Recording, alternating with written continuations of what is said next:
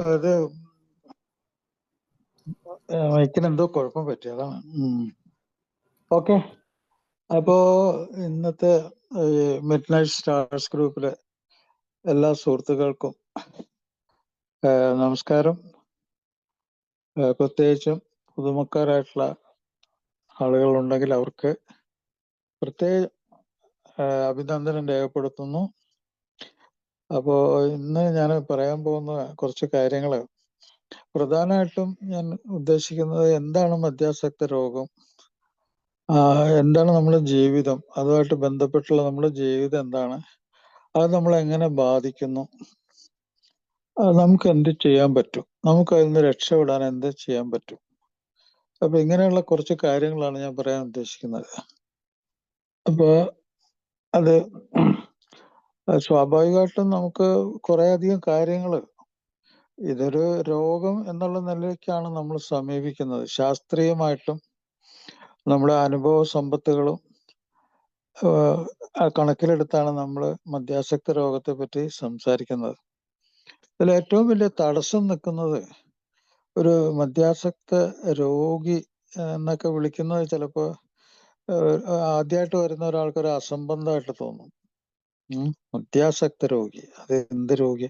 അപ്പോ അത് അസംബന്ധമായിട്ട് തോന്നും. കാരണം വെച്ചാല് അങ്ങനത്തെ ഒരു വിളി അവർ കേട്ടിട്ടുണ്ടാവില്ല, അങ്ങനത്തെ ഒരു കാര്യം അവർ അറിഞ്ഞിട്ടുണ്ടാവില്ല.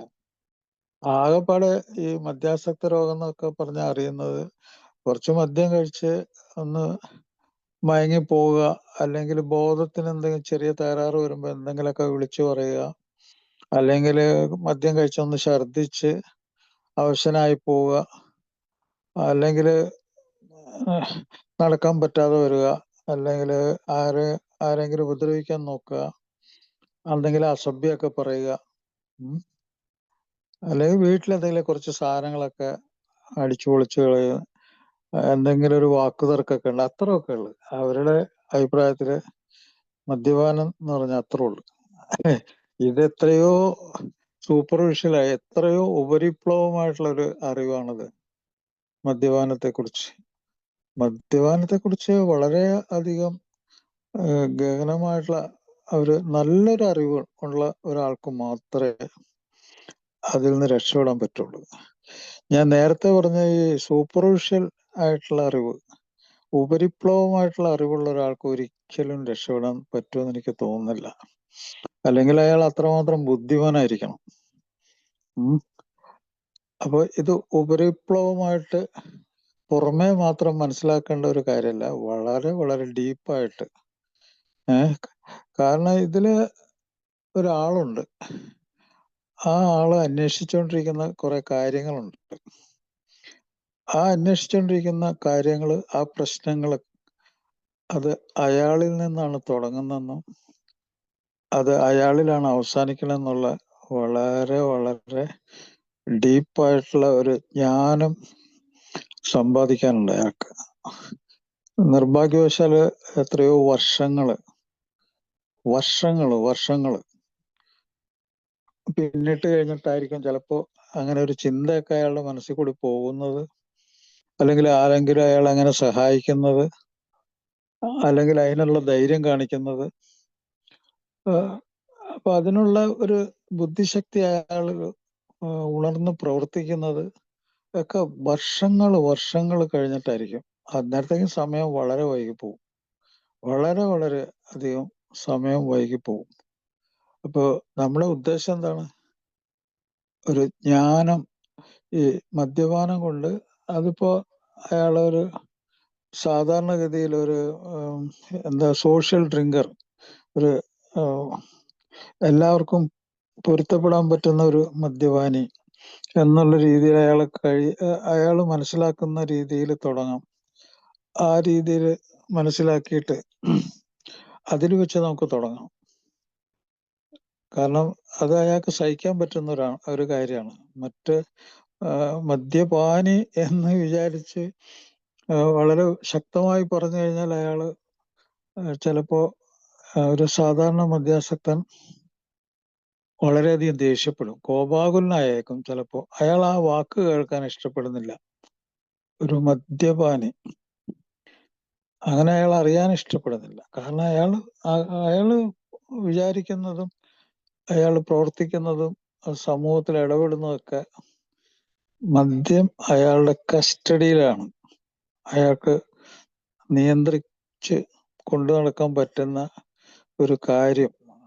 അതിന് പകരം അയാളെ മദ്യപാനി എന്നൊക്കെ വിളിക്കുമ്പോൾ ഒരു മോശപ്പെട്ട വാക്ക് വിളിക്കണം എന്നുള്ള ധാരണയൊക്കെ ഉണ്ടാവും. ഇതൊക്കെ കംപ്ലീറ്റ് ഒരു പെശകാണ്. ഈ കൺഫ്യൂഷൻ മുഴുവൻ അയാൾ തീർക്കണം. ഏതൊരു പാട്ടുണ്ടല്ലോ, കൺഫ്യൂഷൻ തീർക്കണം എന്നൊക്കെ പറഞ്ഞ്. അതുപോലെ ഇങ്ങനെ അയാള് ഈ അറിവിന്റെ കാര്യത്തിലുള്ള അയാളെ കൺഫ്യൂഷൻ തീർത്തില്ലെങ്കിൽ അയാൾക്ക് ഒരിക്കലും ചിലപ്പോ ഈ മാരകമായിട്ടുള്ള ഇത് പറഞ്ഞു വരുമ്പോഴും അത് എത്ര മാരകമാണെന്ന് മനസ്സിലാവും. ഇപ്പൊ മനസ്സിലാവില്ല. അപ്പൊ ആ മാരകം എന്ന് വെച്ചാൽ എന്താണ്? ഏറ്റവും കൂടുതൽ ആൾക്കാർ ഏറ്റവും ദയനീയമായ അവസ്ഥയിൽ കൂടി മരിക്കുന്ന ഒരു സംഗതിയാണല്ലോ ഏറ്റവും മാരകം എന്ന് പറഞ്ഞാൽ. ഏറ്റവും മാരകമായിട്ടുള്ള അവസ്ഥ അതാണ്. ഒത്തിരി രോഗങ്ങൾ വരിക, ഒത്തിരി യാതനകൾ ഉണ്ടാകുക, ഒത്തിരി അനുഭവങ്ങൾ, അതിൽ കൂടി ജീവിതം തന്നെ ഇല്ലാതാകുക. അതല്ലേ മാരകം. നേരത്തെ മരിക്കുക. ആ അവസ്ഥയൊക്കെ വെച്ച് നോക്കുമ്പോൾ ഇത് മാരകമാണ്, ഒരു സംശയമില്ല. അപ്പൊ അതിന് തെളിവുണ്ട്. മാരകമാണെന്നുള്ളതിന് തെളിവൊക്കെ ഉണ്ട്.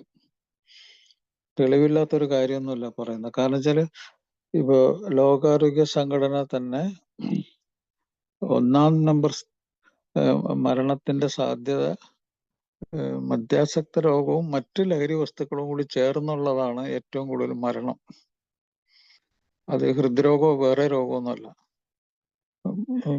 മദ്യത്തിന്റെ കൂടെ മറ്റു ലഹരി ഉപയോഗിക്കാത്തവർ വളരെ കുറച്ച് പേരുള്ളൂ, വളരെ ചുരുങ്ങിയ വിരലെണ്ണാവുന്നവരുള്ളൂ. മദ്യം മറ്റു ലഹരികൾ എല്ലാം കൂടി ചേർന്നിട്ടുള്ള ഒരു പരിപാടിയാണ്. അതിൻ്റെ ഉള്ളില് ഇത് മാത്രമല്ല, മാനസിക രോഗം കൂടി അതിൻ്റെ ഉള്ളിലുണ്ടാകും. അതിപ്പോ ഏറ്റവും ലേറ്റസ്റ്റ് ആയിട്ടുള്ള റിസർച്ച് പറയുന്നത് ഒരു മദ്യാസക്തൻ എന്ന് പറഞ്ഞാൽ ഒരു മാനസിക രോഗി എന്നുള്ളതാണ്. ഞാൻ പറയണതല്ല കേട്ടോ, ഞാൻ വെറുതെ പറയണതല്ല.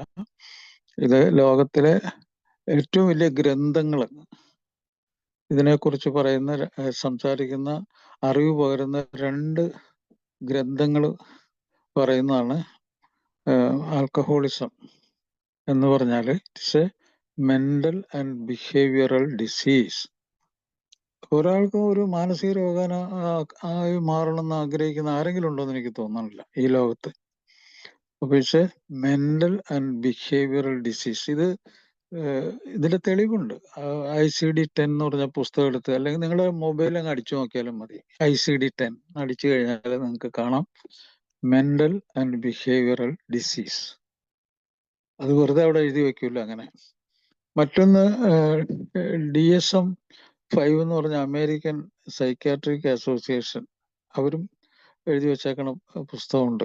അതിലും മെന്റൽ ആൻഡ് ബിഹേവിയറൽ ഡിസീസാണ്. അപ്പോൾ അതിന് കാരണം എന്താണ്? കാരണം അവർ എഴുതി വെച്ചിട്ടുണ്ട്.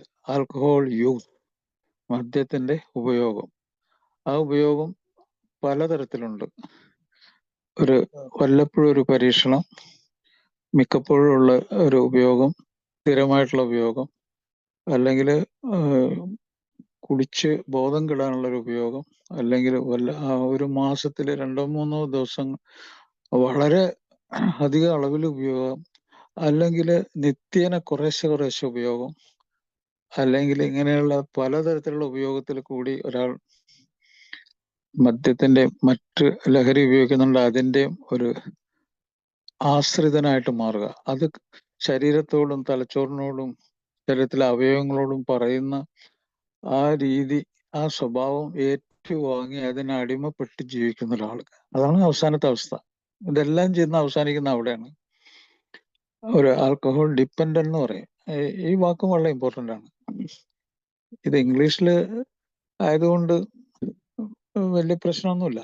ആൽക്കഹോൾ ഡിപ്പെൻഡന്റ് സിൻഡ്രോം എന്ന് പറയും, ADS എന്ന് പറയും. ഇപ്പൊ അതിന്റെ കൂടെ അയാൾ സിഗരറ്റ് വലിക്കുന്ന ആണെങ്കിൽ അതിന്റെ കൂടെ ഒരു രോഗം കൂടിയുണ്ട്, ഡബിൾ രോഗമായി, നിക്കോട്ടിൻ ഡിപ്പെൻഡന്റ് സിൻഡ്രോം. അപ്പൊ നിക്കോട്ടിനെയും തലച്ചോറിൽ നിക്കോട്ടിനെ അനുസരിച്ച്, ആൽക്കഹോളിനെ അനുസരിച്ച്, വേറെ എന്തെങ്കിലും ഉണ്ടെങ്കിൽ അതിനെ അനുസരിച്ച് അങ്ങനെ ജീവിക്കുന്ന ഒരു മാനസിക പെരുമാറ്റ വൈകൃതങ്ങളുള്ള ഒരു രോഗി എന്നാണ് പറയുന്നത്. അപ്പൊ ഇങ്ങനെയൊക്കെയുള്ള ഒരു രോഗത്തിലൊന്നും ചെന്ന് ചാടി ജീവിതം കളയാനായിട്ട് നമ്മൾ ആഗ്രഹിക്കുന്നില്ല. പക്ഷെ നമ്മളുടെ അറിവ്, ഈ കാര്യത്തെക്കുറിച്ചുള്ള നമ്മുടെ ശാസ്ത്രീയമായ അറിവ്, അനുഭവത്തിലൂടെയുള്ള അറിവ്, അതിനെ അതിജീവിക്കുന്ന രീതിയിലാണ് ഈ മദ്യവും മറ്റു ലഹരി വസ്തുക്കളും നമ്മുടെ തലച്ചോറിൽ പ്രവർത്തിക്കുന്നത്. അതുകൊണ്ടാണ് നമുക്ക് അതിനെ മറികടക്കാൻ പറ്റാത്തത്. അപ്പോൾ നമ്മള് എല്ലാവരും ചെയ്യുന്ന പോലെ അനുകരിക്കുന്നു. ഒരു മിമിക്രി, ഒരുത്തൻ ഒരു വലിയ പ്രൊഫസർ അല്ലെങ്കിൽ ഒരു ജഡ്ജി അല്ലെങ്കിൽ ഒരു വക്കീൽ, ഒരു ഫിലിമിലൊക്കെ എപ്പോഴും പ്രത്യക്ഷപ്പെടുന്ന ഒരുത്തൻ, അല്ലെങ്കിൽ സമൂഹത്തിലെ വലിയൊരാള്, ഒരു അധികാരി, അവനൊക്കെ കുടിക്കുമ്പോഴത്തേക്കും പിന്നെ ഇത് കൊടിയൊരു രോഗമാവും. അപ്പൊ അയാളൊക്കെ വലിയ അറിവുള്ള ആൾക്കാരല്ലേ. അപ്പൊ ഇതൊരു മിമിക്രി, മിമിക്രി. കുടിക്കുന്ന ഒരാളെ അനുകരിച്ച് ചെയ്യുന്ന ഒരു 50% ആൾക്കാർ അങ്ങനെ മിമിക്രിയാണ്. മറ്റൊരാൾ കുടിക്കുന്നത് കണ്ട് അവന് എന്തോ ഒരു അസാധാരണ സന്തോഷം, ഒരു എന്തോ അവൻ അനുഭവിക്കുന്നുണ്ട്, ജീവിതത്തിൽ ഇല്ലാത്ത എന്തോ ഒരു സന്തോഷം അവൻ അനുഭവിക്കുന്നുണ്ടെന്നുള്ള തെറ്റായ ഒരു ധാരണ, അതിൻ്റെ പുറകിലുള്ള ഒരു ആർത്തി, അതിൻ്റെ മുകളിലെ ഒരു ഈഗോ, അഹന്ത, താനും അതിൽ പോലെ ഒരു വലിയ സംഭവം ആകണം എന്നുള്ള ഒരു ധാരണ, അതിൻ്റെ മുകളിൽ തല വെച്ചു കൊടുക്കുകയാണ് ബഹുഭൂരിപക്ഷ ആൾക്കാർ. അത് ഇപ്പൊ ചെറുതിലെ കുട്ടികൾ, 10-15 വയസ്സുള്ള കുട്ടികളിലേക്ക് മദ്യപാനം എത്തിച്ചേർന്നു. അതിന്റെ കാരണം എന്താണ്? ആ കുട്ടിയുടെ മനസ്സ് ആഗ്രഹിക്കുന്ന എന്താണ്? വലിയ ആളുകളെ പോലെ തനിക്ക് പെട്ടെന്ന് വലുതാകണം, അതുപോലുള്ള സന്തോഷങ്ങൾ എനിക്കും വേണം, എനിക്കും അത് അനുഭവിക്കണം.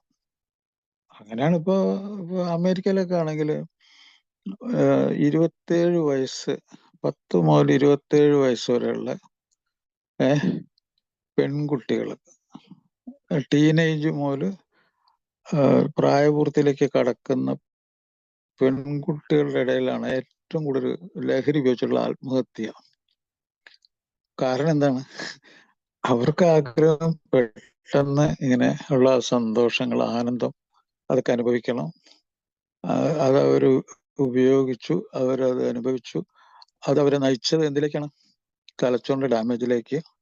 വലിയ ഓവർലോഡഡ് ആയിട്ടുള്ള മദ്യത്തിന്റെ തലച്ചോറിലുള്ള പ്രവർത്തനം, ആ പ്രവർത്തനം കൊണ്ടുണ്ടായ മാനസിക രോഗം, ആ മാനസിക രോഗത്തിനുള്ള ആത്മഹത്യ, അതാണ് അതിന്റെ സൈക്കിള്. ഇത് അവര് തന്നെ ഗവേഷണം നടത്തി അവര് തന്നെ കണ്ടുപിടിച്ച കാര്യമാണ്.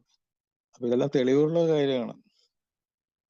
അപ്പൊ നമ്മൾ ഇപ്പൊ ഇവിടെ ഈ പ്രോഗ്രാമിൽ എത്തിച്ചേർന്നിരിക്കുന്ന എന്തിനാണ്? നമുക്ക് എന്തോ ഒരു പ്രശ്നമുണ്ട്, ആ പ്രശ്നത്തിൽ നമുക്ക് രക്ഷപ്പെടണം, നമുക്ക് ജീവിക്കണം, നമുക്കിത് മനസ്സിലാക്കണം. മനസ്സിലാക്കിയിട്ട് മതി നിർത്തുന്നൊക്കെ. മനസ്സിലാക്കണം ഇത് എന്ത് സൂക്കേടാണ്, എങ്ങനെ നമ്മൾ രക്ഷപ്പെടാൻ പറ്റും, എന്തൊക്കെയാണ് ഇതിന്റെ മാരകമായ രോഗലക്ഷണങ്ങൾ, അതിന് എവിടെയൊക്കെ സഹായം കിട്ടും, എങ്ങനെ രക്ഷപ്പെടാം. ഇപ്പൊ ഈ കാര്യങ്ങളൊക്കെയാണ് നമ്മളിപ്പോ ചർച്ച ചെയ്യാൻ പോകുന്നത്. ഞാൻ ഇപ്പൊ ഒരു കാര്യം ഞാൻ പറയാം. ഇപ്പൊ നമ്മൾ ഈ ആത്മഹത്യയെ പറ്റിയൊക്കെ സംസാരിക്കുന്നുണ്ട്. പക്ഷെ ലോകത്തിലെ ഒരു 50 മുതൽ 80% ആൾക്കാർ, സാധാരണ മനുഷ്യർ, ഒരിക്കലെങ്കിലും ആത്മഹത്യയെ പറ്റി അവർ ആലോചിച്ചിട്ടുണ്ട്, ഒരു ആശയം അവരുടെ മനസ്സിൽ കടന്നിട്ടുണ്ട്. ഇതും ശാസ്ത്രീയമായ പഠനത്തിലൂടെയാണ്. സാധാരണ ജനങ്ങളെ, അത് അസുഖമുള്ളവരുണ്ടാകാം, ഇല്ലാത്തവരുണ്ടാകാം, നോർമലായിട്ടുള്ള ആൾക്കാരുണ്ടാകും, അങ്ങനെ ഒരു 100 പേരെ ഒരു ക്വസ്റ്റ്യനെയർ എടുത്ത് പരിശോധിച്ചപ്പോൾ അതിൽ 50 മുതൽ 80% ആൾക്കാർ പറഞ്ഞത് ഒരിക്കലെങ്കിലും അവർ ആത്മഹത്യയെ പറ്റി ആലോചിച്ചിട്ടുണ്ടെന്നുള്ളതാണ്. ഒരാശയം മനസ്സിൽ കൂടി കടന്നു വരുന്നത്. പക്ഷെ അത്ര ആൾക്കാർ മരിക്കുന്നില്ലല്ലോ. അങ്ങനെ നമ്മൾ മരിക്കുന്നില്ല. നമ്മൾ ജീവിക്കുന്നത് മരിക്കാൻ വേണ്ടിയല്ല. അപ്പൊ അതിന്റെ അർത്ഥം എന്താണ്? നമുക്ക് ഈ മാനസികമായിട്ടുള്ള പ്രശ്നങ്ങളൊക്കെ ധാരാളം ഉണ്ടെങ്കിൽ പോലും അപ്പോ നമ്മള് അതിലേക്ക് നമ്മൾ ചെല്ലുന്നില്ല. അതിന് കാരണം എന്താണ്? ഈ ലോകത്തില് നമുക്ക് അത് ചെയ്യാതിരിക്കാൻ വേണ്ടി മാത്രമുള്ള ഒത്തിരി കാര്യങ്ങൾ ഈ ലോകം നമ്മളെ ആകർഷിക്കുന്നുണ്ട്. അത് നമ്മുടെ ബന്ധങ്ങളാകാം, നമ്മുടെ ഉത്തരവാദിത്തങ്ങളൊക്കെ ആകാം, നമ്മുടെ സ്നേഹമായിരിക്കാം, നമ്മുടെ കഴിവുകൾ പ്രദർശിപ്പിക്കാനുള്ള ഒരു ആഗ്രഹമായിരിക്കാം, അല്ലെങ്കിൽ നമ്മുടെ ജീവിതത്തെക്കുറിച്ച് ആഴത്തിൽ ചിന്തിച്ചുകൊണ്ടാകാം. അങ്ങനെ പല കാരണങ്ങൾ കൊണ്ട് നമ്മൾ അങ്ങനെയൊക്കെ ഉള്ള ആശയങ്ങൾ നമ്മുടെ മനസ്സിൽ തോന്നിയിട്ടുണ്ടെങ്കിലും നമ്മൾ മരിക്കുന്നില്ല. കാരണം ഈ ലോകം നമ്മുടെ ഉള്ളിലേക്ക് കയറുന്നുണ്ട്. ഇതെല്ലാവർക്കും അറിയാവുന്നതാണ്. കണ്ടും കേട്ടും സ്പർശിച്ചും നമ്മൾ രുചി ഗന്ധം ഒക്കെ അറിഞ്ഞിട്ടും നമുക്കുണ്ടാകുന്ന ആ ധാരണകൾ, നമ്മൾ മനസ്സിലാക്കിയിട്ടുള്ള നമ്മുടെ ആശയങ്ങൾ, നമ്മുടെ അനുഭവങ്ങൾ, നമ്മുടെ അറിവ്, അതിൽ കൂടി നമ്മൾ ഈ ലോകത്തെ മനസ്സിലാക്കാനുള്ള ക്യൂരിയോസിറ്റി, ആകാംക്ഷ, അത് ഓരോ ദിവസവും നമ്മളിൽ വളർന്നു വരിക. ചെറിയ കുഞ്ഞു കുട്ടിയാകുന്ന സമയം മുതൽ ആ ആകാംക്ഷ, അതറിയാനും മനസ്സിലാക്കാനുമുള്ള വളർച്ച നമ്മിൽ ഉണ്ടായിക്കൊണ്ടിരിക്കുന്നുണ്ട്. അത് ഓരോ ദിവസവും നമ്മൾ മുന്നോട്ട് നയിക്കുകയെന്നത്, നമ്മൾ പുറകോട്ട് കൊണ്ടുപോകുന്നില്ല. പക്ഷെ പുറകോട്ട് നമ്മളെ കൊണ്ടുപോകുന്നുണ്ടെങ്കിൽ അതിൽ ഗൗരവമായിട്ടുള്ള സംഗതിയുണ്ട്. അപ്പൊ നമ്മളിങ്ങനെ ഈ മുമ്പോട്ട് വളർച്ച ഉണ്ടാക്കുന്നത് ഈ ലോകത്തെ മനസ്സിലാക്കാനുള്ള ഈ നമ്മുടെ ഉള്ളിലുള്ള അവയവം എന്താണ്? ആ അവയവം നമ്മുടെ ബ്രെയിൻ, തലച്ചോറ് എന്ന് പറയും. അതിപ്പോ ഇതിൽ ആദ്യമായിട്ട് ആരെങ്കിലും ഉണ്ടെങ്കിൽ ഞാൻ പറയാം. മറ്റേതൊക്കെ ചിലപ്പോൾ ആവർത്തനമായിട്ട് തോന്നും. ഒരു 1.2 കിലോഗ്രാം തൂക്കമുള്ള ഒരു സാധനം നമ്മുടെ തലയോട്ടിക്കുള്ളിലുണ്ട്. അതിന്റെ കഴിവുകൾ എന്താണെന്ന് നമുക്കറിയാം. നമ്മൾ അനുഭവിച്ചുകൊണ്ടിരിക്കുകയാണ്. ആ കഴിവ് കൊണ്ടാണ് മറ്റ് ഇതര ജന്തുക്കളിൽ നമ്മൾ എത്ര അപാരമായിട്ടുള്ള ജീവികളായി നമ്മളിപ്പോ ഇങ്ങനെ സംസാരിക്കുന്നത് പോലും അതിന്റെ ഒരു കഴിവാണ്. അപ്പൊ അങ്ങനെയുള്ള ഒരു ബ്രെയിൻ, ഒരു തലച്ചോറ്, ആ തലച്ചോറിന്റെ ഒരു അസാധ്യമായിട്ടുള്ള ഒരു ഭയങ്കര ഭീകരമായിട്ടുള്ള ഒരു രോഗമാണ് ഈ മദ്യാസക്ത രോഗം. ഈ തലച്ചോറ് എന്ന് പറഞ്ഞാൽ അത് പ്രവർത്തിക്കുന്നത് മുഴുവനും ഇലക്ട്രിക്കൽ ആക്ടിവിറ്റി കൊണ്ടാണ്. ഇലക്ട്രിക്കൽ ആക്ടിവിറ്റിയാണ്. ഇതിന് നിങ്ങൾക്ക് സംശയം ഉണ്ടെങ്കിൽ ഇലക്ട്രിക്കൽ ആക്ടിവിറ്റി നമുക്ക് റെക്കോർഡ് ചെയ്യാൻ പറ്റും തലച്ചോറിന്റെ. അവിടെ കുറെ ഇലക്ട്രോഡൊക്കെ വെച്ചിട്ട് നിങ്ങൾ കണ്ടു കാണും. EEG, ഇലക്ട്രോ എൻകഫലോഗ്രാം, തലച്ചോറിലെ ഇലക്ട്രിസിറ്റി അളക്കുന്ന ഒരു ഉപകരണമാണ്. അത് കണ്ടുപിടിച്ച് അപസ്മാരം ഉണ്ടാകുമെന്നോ വേറെ പല അസുഖങ്ങളും കണ്ടുപിടിക്കാൻ പറ്റും.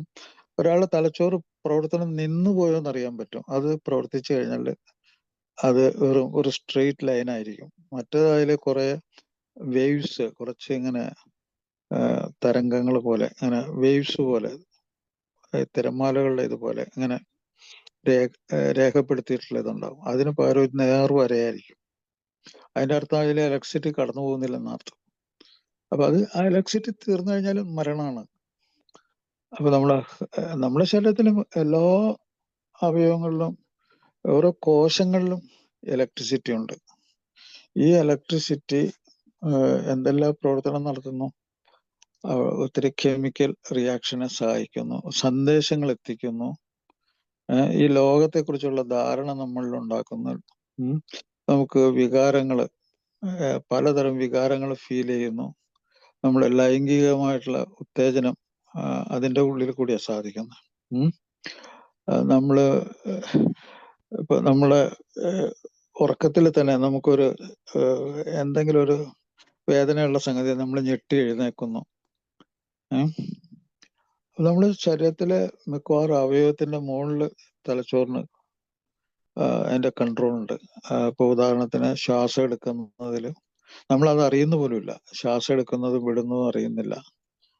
അതുപോലെ നമ്മുടെ ഹൃദയം മിടിക്കുന്നതും അതിന്റെ ബ്ലഡ് പ്രഷർ, അങ്ങനെ രക്തം പമ്പ് ചെയ്യുന്നതും നമ്മൾ അറിയുന്നില്ല.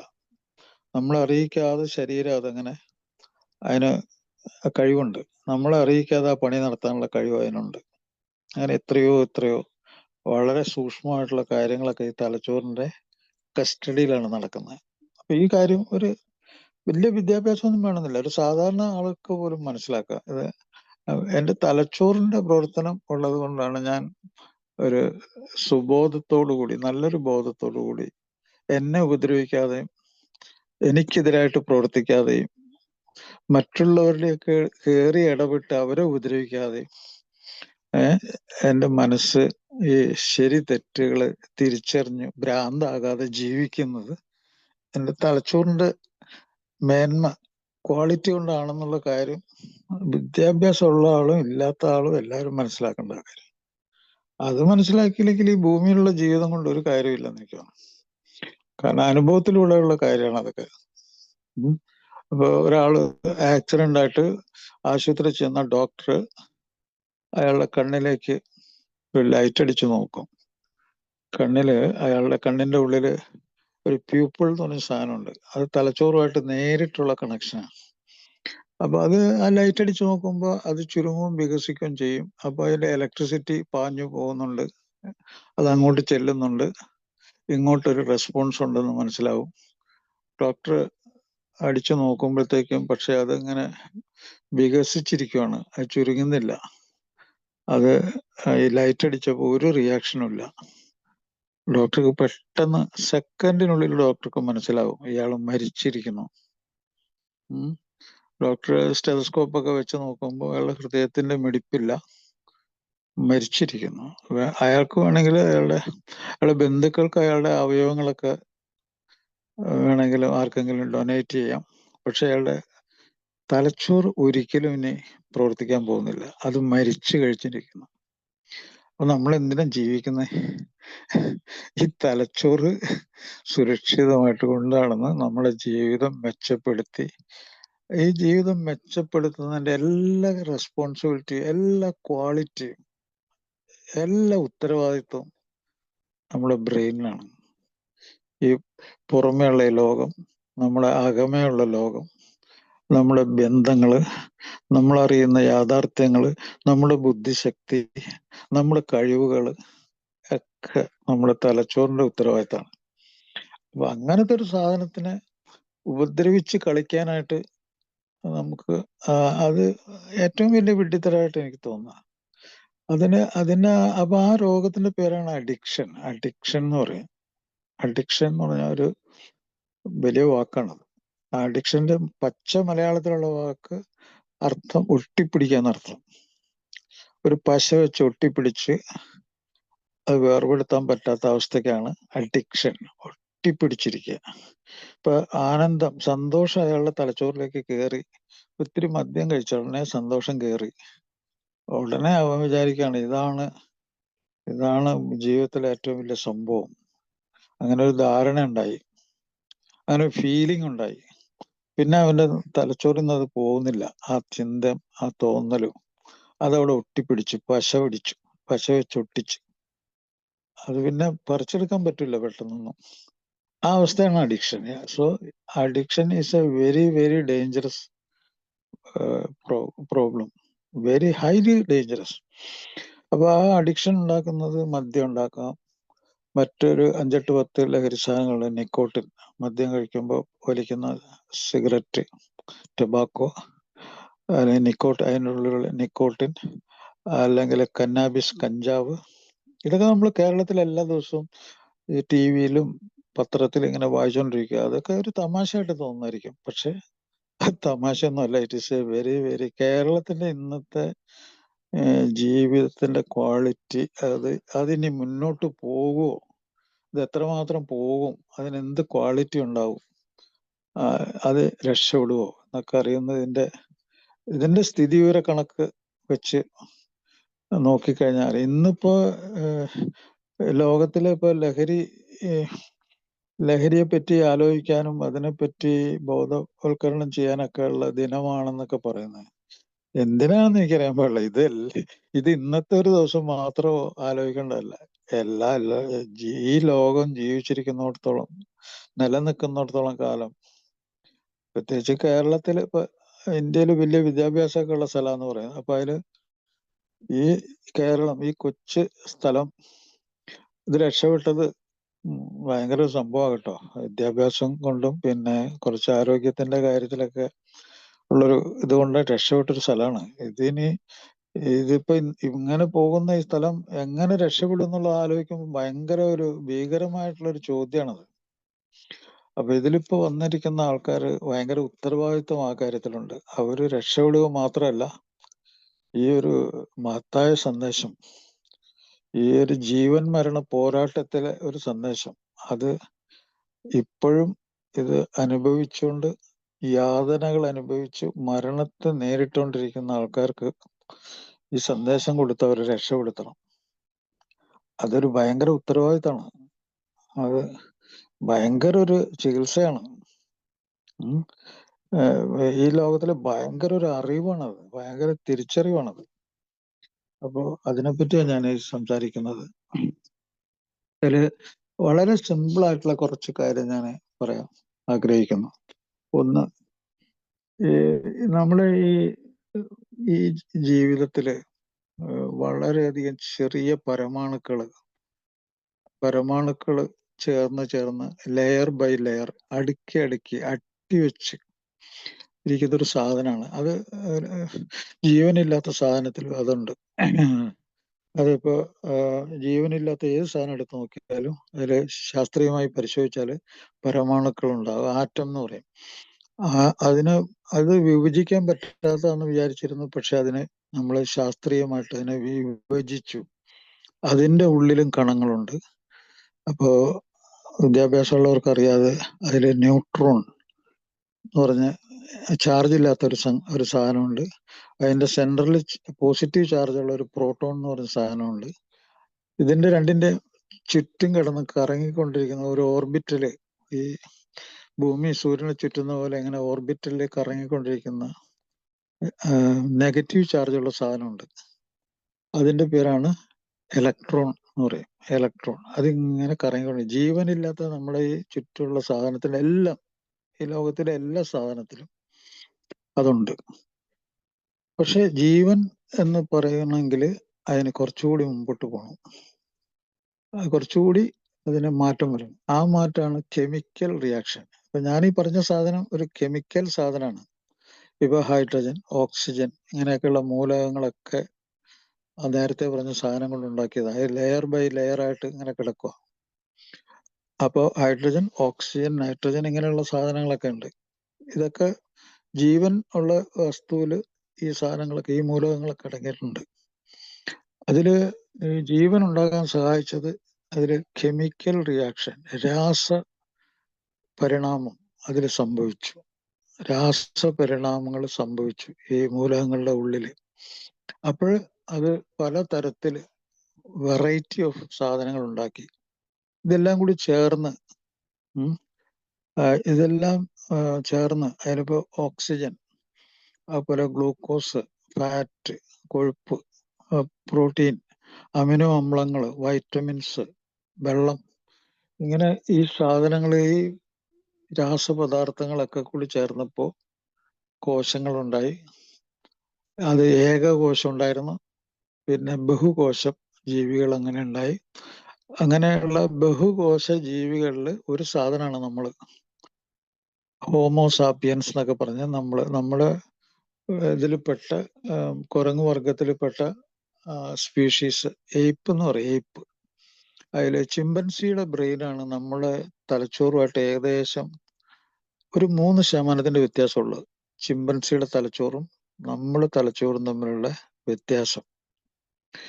പക്ഷെ ആ 3% വ്യത്യാസത്തിൽ നമ്മൾ എത്രമാത്രം എത്രമാത്രം വളരെ വ്യത്യാസപ്പെട്ടാണ് നമ്മൾ തലച്ചോറ് പ്രവർത്തിക്കുന്നുള്ളതെന്ന് നമുക്കറിയാം.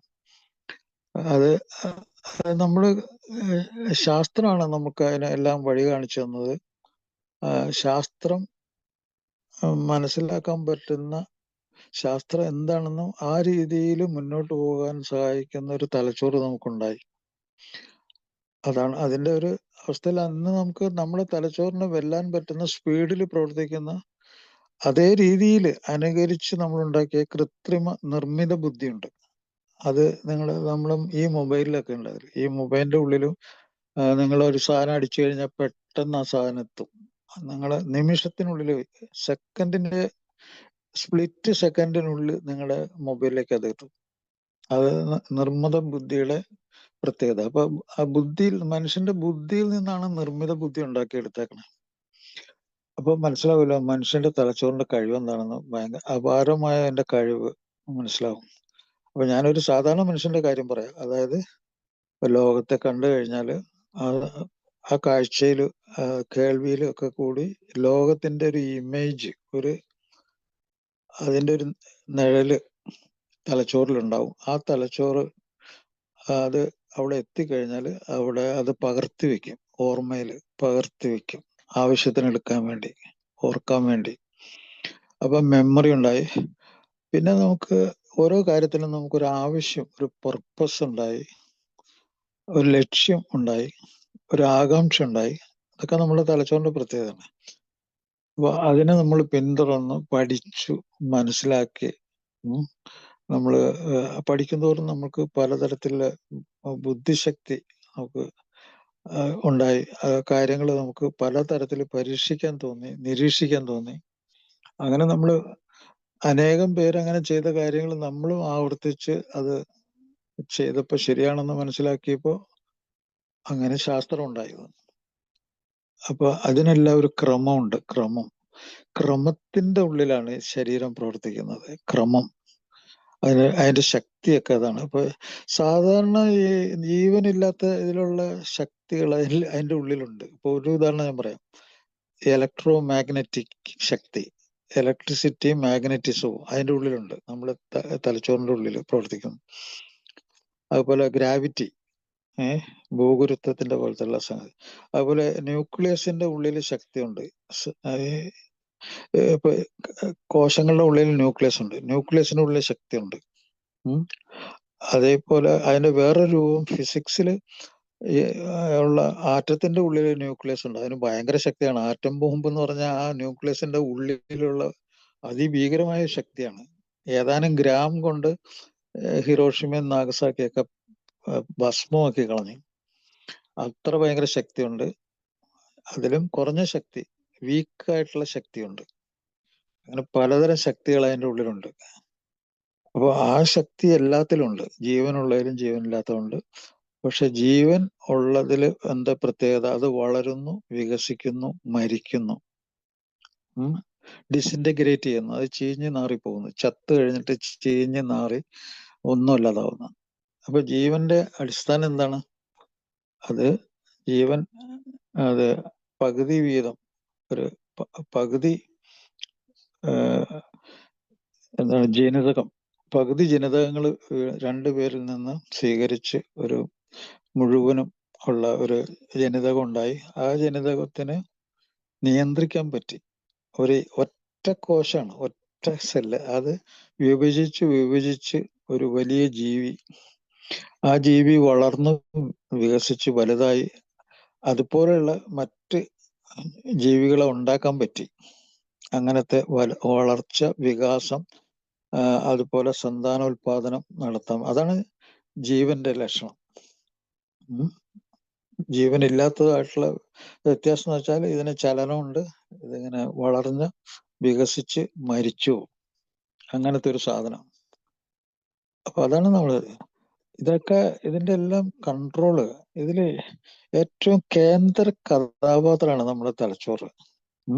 അപ്പൊ നമ്മുടെ തലച്ചോറിൻ്റെ ഉള്ളിലെ ബോധമണ്ഡലം, ഇന്നത് ചെയ്യാം, ഇന്നത് ചെയ്യാതിരിക്കണം, ഓരോന്നിനെ പറ്റിയുള്ള അറിവ്, ധാരണ, ശ്രദ്ധ, ഇന്നത് കഴിക്കാം, ഇന്നത് കഴിക്കാൻ പാടില്ല, ഇങ്ങനെയൊക്കെയുള്ള തിരിച്ചറിവ്, ലക്ഷ്യം, ഇതൊക്കെ തലച്ചോറിന്റെ ഉള്ളിലുണ്ട്.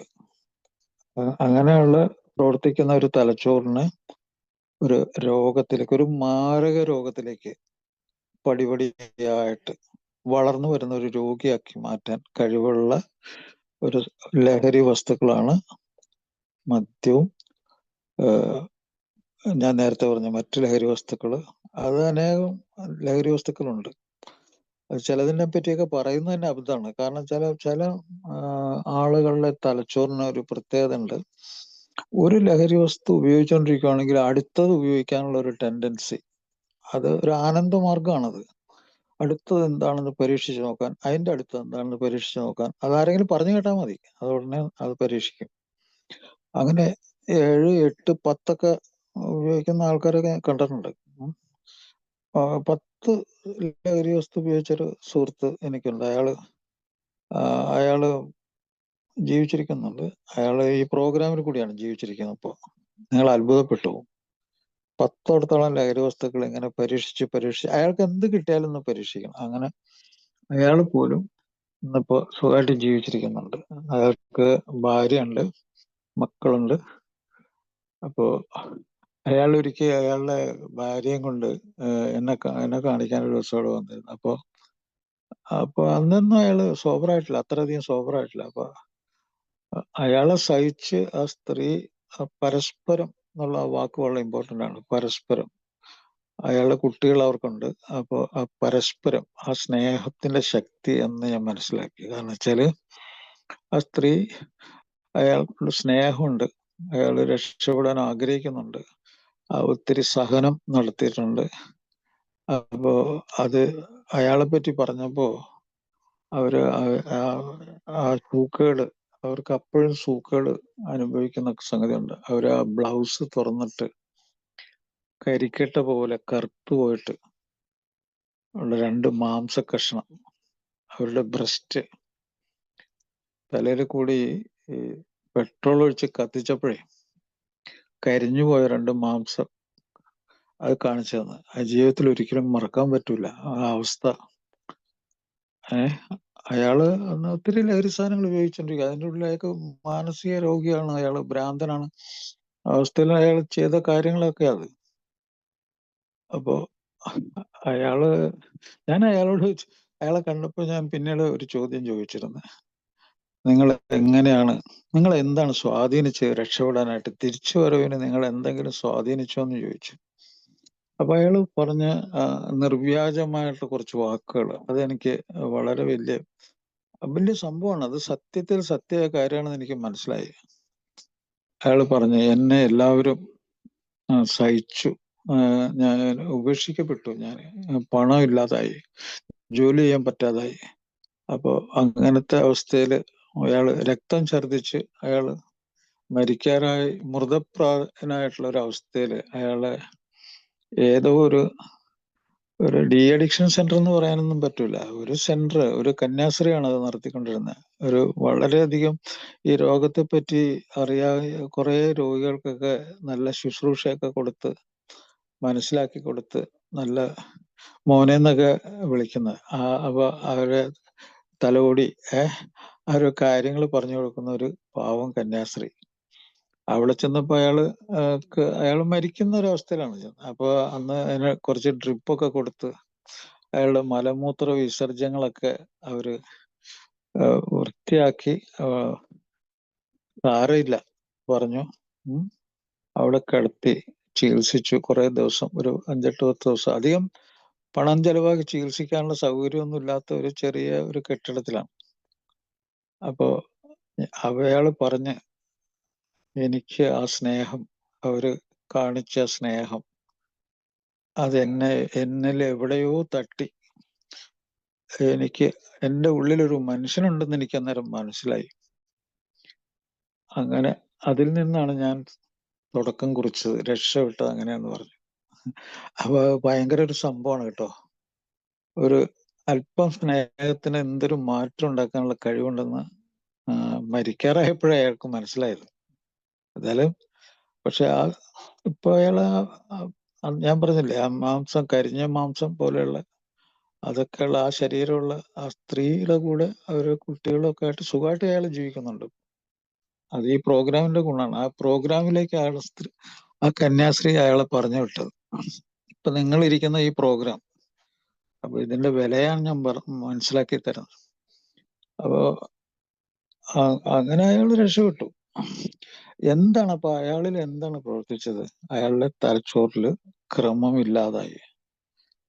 ഇത് മദ്യം ഉപയോഗിക്കുന്ന ആരുടെയും തലച്ചോറ് ക്രമമില്ലാതാവും. എന്താണ് ക്രമം എന്ന് പറഞ്ഞാൽ, അതിന്റെ പ്രവർത്തനത്തിന് എല്ലാ തലച്ചോറിലെ മാത്രമല്ല, നമ്മുടെ ശരീരത്തിലെ മുഴുവൻ കോശങ്ങൾക്കും ക്രമമുണ്ട്. ക്രമം, ഒരു ക്രമത്തിന്റെ ഉള്ളിലാണ് അത് പ്രവർത്തിക്കുന്നത്.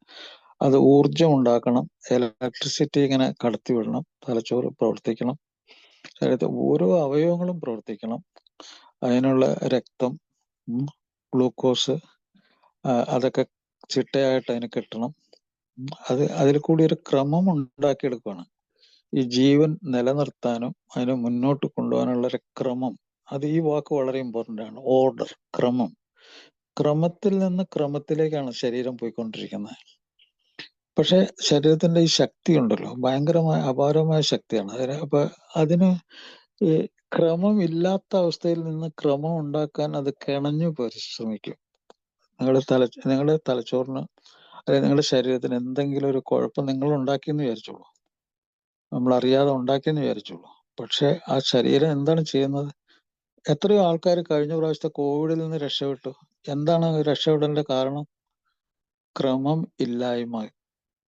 മരിക്കാറായ ഒരവസ്ഥ, ന്യൂമോണിയ വന്ന അവസ്ഥയിൽ നിന്ന് പോലും ശരീരം, തലച്ചോറ് പ്രവർത്തിച്ച് ക്രമം ഉണ്ടാക്കാൻ നോക്കി. ആ ക്രമം അത് പിടിച്ചെടുത്തു. ആ ക്രമത്തിൽ നിലനിൽക്കാൻ പറ്റി. അങ്ങനെ ജീവൻ തിരിച്ചു കിട്ടി.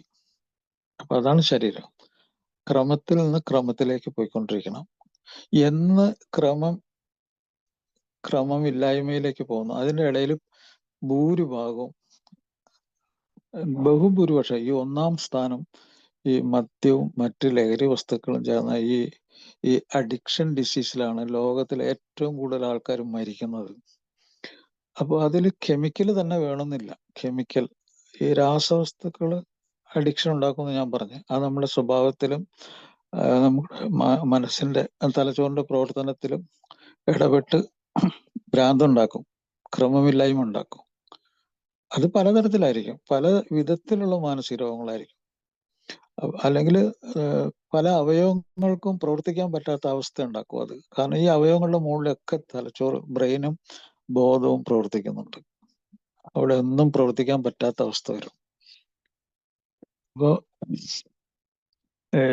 ഈ ക്രമം ഇല്ലാതായി കഴിഞ്ഞാൽ കുറെ ഇത് പണി ചെയ്യും, ക്രമത്തിൽ നിന്ന് ക്രമത്തിലേക്ക് വരുത്താൻ. അത് ക്രമമില്ലായ്മയിലേക്ക് പോവും, വീണ്ടും ക്രമമില്ലായ്മയിലേക്ക് പോവും, വീണ്ടും ക്രമമില്ലായ്മ. അപ്പൊ അത് ഫെയിലിയർ ആവും. ഒരു സിസ്റ്റമാണിത്. ഒത്തിരി അവയവങ്ങൾ ചേർന്ന ഒരു സിസ്റ്റം എന്ന് പറയും. ഒരു കുറെ മെഷീനറി ഒക്കെ പ്രവർത്തിക്കുന്ന ഒരു സ്ഥലം പോലെ അത്. അവിടെ ഫെയിലിയർ ആവും. ഒരു കാറ് ഒരു ഫെയിലിയർ ആവും. സിസ്റ്റം ഫെയിലിയർ ആയി കഴിഞ്ഞാൽ അത് ഫെയിലിയർ ആവും.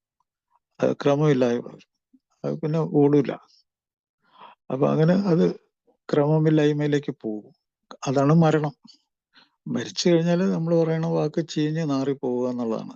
അന്നേരം ഈ സാധനങ്ങളെല്ലാം വേർതിരിഞ്ഞു പോകും. ആറ്റമില്ല, കോശങ്ങളില്ല, അവയവങ്ങളില്ല, അത് ചീഞ്ഞു പോവുള്ളൂ. അപ്പൊ ഒന്ന് ആലോചിച്ച് നോക്കുക, ലഹരി വസ്തുക്കള് അക്രമം ഉണ്ടാക്കുന്ന മെഷീനറിയുടെ മുകളിൽ പ്രവർത്തിച്ച്, വളരെ ലളിതമാണ് സംഗതി, ക്രമമില്ലാതാക്കി, അവയവങ്ങളിൽ പ്രവർത്തിച്ച് അവയവങ്ങൾ അതല്ലാതാക്കി. എത്രയോ അവയവങ്ങൾ, അതിനെപ്പറ്റിയൊന്നും ഞാൻ അധികം പറയേണ്ട ആവശ്യമില്ല. ഇപ്പൊ ഉദാഹരണത്തിന് ലിവർ ഡിസീസ്, മസിൽ ഡിസീസ്, ഞരമ്പുകളുടെ കുഴപ്പങ്ങൾ, ഹൃദയത്തില് പ്രവർത്തനത്തിന് തകരാറ്, അതുപോലെ ഭക്ഷണം കഴിച്ചിറങ്ങിപ്പോയി അതിന്റെ ആ വഴി അവിടെ എല്ലാം എത്രയോ മാരക രോഗങ്ങൾ, 6-7 തരത്തിലുള്ള ക്യാൻസറുകൾ, പാൻക്രിയാസിൽ അസുഖം വന്ന് അത് ലീക്ക് ചെയ്തിട്ട് സെക്കൻഡുകൾ മുതൽ ചിലപ്പോൾ ദിവസത്തിനുള്ളിൽ മരിക്കും. മാരകമായിട്ടുള്ള വേദന, ഹാർട്ട് ഫെയിലിയർ. അപ്പൊ അങ്ങനെ പകർച്ചവ്യാധികളല്ലാത്ത ഈ പ്രമേഹ രോഗം, പ്രഷർ, വേറെ ഏതെങ്കിലും രോഗത്തിന് മരുന്ന് കഴിക്കുന്ന ആ മരുന്നിനൊക്കെ മദ്യം വേറെ കുഴപ്പത്തിലേക്ക് ചാടിക്കും. ആ മരുന്ന് പ്രവർത്തിക്കാതാവും. വേറെ ഏതെങ്കിലും ലഹരി സാധനങ്ങളൊക്കെ എല്ലാം കൂടി ചേർന്നൊരു അവിയൽ പരുവത്തിലാവും. അപ്പോഴത്തേക്കും അത് ശരിയായ സിസ്റ്റം ആയിരിക്കില്ല, അത് സിസ്റ്റം ഫെയിലിയർ വരും. അപ്പൊ ഇങ്ങനെയുള്ള ഒരു ഇതിൽ നിന്നും നമ്മൾ രക്ഷപ്പെട്ട് നമ്മളെ ജീവിതം തിരിച്ചു പിടിക്കുന്ന ഒരു പരിപാടിയാണത്. അപ്പൊ ഈ രോഗം കണ്ടുപിടിക്കാനുള്ള സാധ്യതകളൊക്കെ നമുക്കുണ്ട്. അതിന് പ്രത്യേക രോഗലക്ഷണങ്ങളുണ്ട്. വല്ലപ്പോഴും മിക്കപ്പോഴും കൂടെ കുടുകുട ബ്ലാക്ക് ഔട്ടിൽ കൂടി പോവുക, പിന്നെ കീഴ്പ്പെടുത്തുക, അടിപ്പെടുത്തുക, പിന്നെ വിധേയനാകുക, പിന്നെ എന്താ അഡാപ്റ്റേഷൻ ചെയ്യുക. അഡാപ്റ്റേഷൻ എന്ന് പറഞ്ഞാൽ അതിന് കീഴടങ്ങുക, അഡാപ്റ്റ് ആയി, അതില്ലാതെ ജീവിക്കാൻ പറ്റൂല എന്ന് തോന്നലുണ്ടാകുക. അങ്ങനെ ഈ തലച്ചോറ് തന്നെ വീണ്ടും കുടിപ്പിക്കുക. അഥവാ അതിൽ നിന്ന് വിട്ടുപോയി കഴിഞ്ഞാൽ മരണത്തിന്റെ അടുത്ത് എത്തിക്കുക. അത്രയ്ക്കൊരു എന്താണ് നടക്കുന്ന കളികളൊക്കെ. അപ്പൊ തലച്ചോറ് തന്നെയാണ് റീഇൻഫോഴ്സ്മെന്റ് ബലപ്പെടുത്തുന്നത്. ഒരു അത്യാസക്തൻ ഒരു ലെവലില് 6-7 പെഗ് മധ്യത്തിൽ നിൽക്കുകയാണ്, അവൻ കുറച്ച് കഴിഞ്ഞാണല്ലോ തലച്ചോറ് അവനോട് തട്ടിക്കയറും. എന്താണ് നീ കൂടുതൽ കുടിക്കാത്തത്? എനിക്ക് നിലനിൽക്കണം, നീ കൂടുതൽ വേണം. അപ്പൊ അളവ് കൂട്ടേണ്ടി വരും. കൂട്ടിയില്ലെങ്കിൽ എന്തൊക്കെ ആയിരിക്കും? അവൻ ഭ്രാന്തന്റെ അടുത്തായിരിക്കും. അവന് ഡെലിറിയം വരും, വിഭ്രാന്തി വരും. അവന് കെട്ടിടത്തിന്റെ മുകളിൽ നിന്ന് എടുത്തിയാണെന്ന് തോന്നും. അവന്റെ ചെവിയിൽ ആരോ കൊല്ലട, ചാകട, മരിക്കട എന്നൊക്കെ ഇങ്ങനെ വിളിച്ചു പറഞ്ഞുകൊണ്ടിരിക്കും. അല്ലെങ്കിൽ അവന്റെ മുമ്പിൽ ഇങ്ങനെ പാമ്പ് അല്ലെങ്കിൽ ചെകുത്താനൊക്കെ വന്ന് നിൽക്കുന്നതായിട്ട് തോന്നും. എന്തൊരു അവസ്ഥയാണ്. ഞാനിത് ഇങ്ങനെ ആൾക്കാരെ ചികിത്സിച്ചിട്ടുണ്ട്, അതുകൊണ്ട് ഞാൻ പറയണത്. ഇത് തമാശ പറയുകയൊന്നുമല്ല. ഞാൻ ഇപ്പോഴും ഓർക്കുന്നുണ്ട്. ഞാൻ വെള്ളിപറമ്പിൽ എൻ്റെ വീടിന്റെ അടുത്തുള്ള ഒരുത്തനെ ചികിത്സിക്കാൻ അവിടെ കൊണ്ടുവന്ന്. അപ്പൊ 1-ാം നിലയിലെ കെട്ടിടത്തിന്റെ, അപ്പൊ കൂടെ അവന്റെ അമ്മ മാത്രമേ ഉള്ളൂ. അപ്പൊ എനിക്ക് പേടിയായിരുന്നു. കാരണം വെച്ചാൽ ജനൽ തുറന്നിട്ട് അവൻ അതിന്റെ മുകളിൽ കൂടി ചാടിയാലോ താഴേക്ക്. അപ്പൊ അവന് വിഡ്രോവൽ വന്നു, പിന്മാറ്റം വന്നു. ഞാൻ പിറ്റേ ദിവസം തന്നെ ജനലടച്ചിടാൻ പറഞ്ഞു. കാരണം പാവ 75 വയസ്സോ മറ്റുള്ള അമ്മ ആണ് 40 വയസ്സുകാരന്റെ അടുത്ത് നിന്ന് നോക്കുന്നത്, വേറെ ആരും ഇല്ല. അപ്പൊ അമ്മ പറഞ്ഞ് ഇവൻ ഇതിന്റെ മുകളിൽ നിന്ന് ചാടാൻ നോക്കി. അമ്മ സത്യം പറഞ്ഞു. പിന്നെ അവന്റെ കൈയൊക്കെ കെട്ടിയിട്ട് ഞങ്ങള്. അപ്പൊ അവനെ കുറെ ദിവസം അവിടെ ചികിത്സിച്ച്. അപ്പൊ ഈ അടുത്ത ദിവസം ഞാൻ അവനെ കൊണ്ടുവന്ന ആളോട് ചോദിച്ചു. അവൻ എനിക്ക് വളരെ സന്തോഷമുള്ള ഒരു വാർത്തയാണ് കിട്ടിയത്. അവൻ വളരെ മിടുക്കനായി. അവനും ഈ പ്രോഗ്രാമിൽ പോകുന്നുണ്ട്. അവന്റെ അടുത്തുള്ള സ്കൂളിൽ അവൻ മീറ്റിങ്ങിൽ പോകുന്നുണ്ട്. ഇപ്പൊ 4 വർഷത്തിലേറെയായി അവൻ നല്ല സുഖമായിട്ട് ജീവിക്കുന്നു, ജോലിയൊക്കെ എടുക്കുന്നു, മിടുക്കനായി. വളരെ ലളിതമായ ഒരു ചികിത്സ ചെയ്തത്.